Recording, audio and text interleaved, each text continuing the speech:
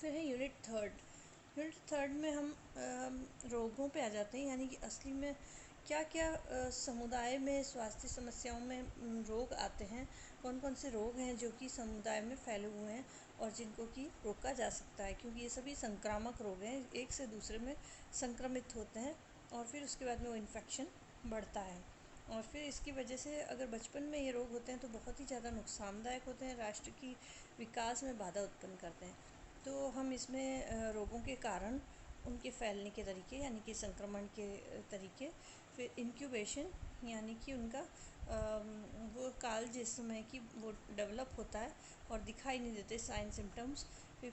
इसके अलावा science and symptoms कौन से चिन्ह हैं जिनकी वजह से हम उनको पहचान सकेंगे, फिर उसके कारण और निवारण कौन से तरीके हैं जिनसे उनको रोका जा सकता है। इसमें कई सारी रोगों को हम पढ़ेंगे, जैसे कि diphtheria, whooping cough, poliomyelitis, tetanus, cholera, malaria, tuberculosis और एक्वायर्ड इम्यूनो डेफिशिएंसी सिंड्रोम यानी कि एड्स।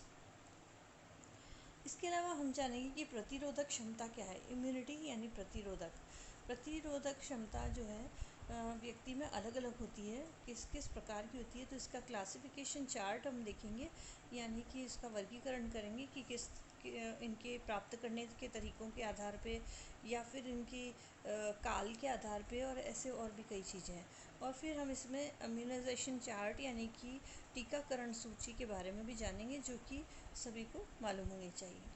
फिर हम इसी में पढ़ेंगे health services available for public health, यानी कि जो जनसाधारण है,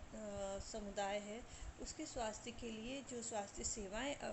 हमें अवेलेबल है, जो सरकार द्वारा प्राप्त हैं, वो हैं जैसे फर्स्ट PHC यानी कि प्राइमरी हेल्थ सेंटर। ये कुछ 8 से 10 गाँवों के ऊपर एक प्राइमरी हेल्थ सेंटर होता है। पॉपुलेशन के आधार पे है, तो इसलिए कभी कभी 4 गाँव पे 5 गाँव पे भी हो सकता है, जैसे पॉपुलेशन ज़्यादा होगी तो।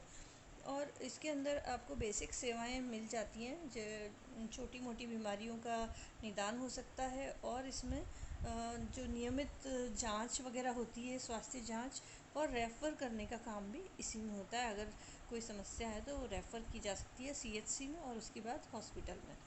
इसी तरह से रेड क्रॉस सोसाइटी है, जो कि कैंप्स लगाती है, जो कोई भी एक रोग को लेकर के, जैसे नेत्र रोग या किडनी रोग या फिर मधुमेह रोग, इस तरह से कोई भी एक रोग को लेकर के, और ये कैंप लगाती है जिससे कि उस रोग का जांच की जाती है, विशेषज्ञ आते हैं और उनको आगे के अस्पतालों में रेफ़र किया जा सकता है, और कई बार फ्री दवाइयाँ भी दी जाती हैं।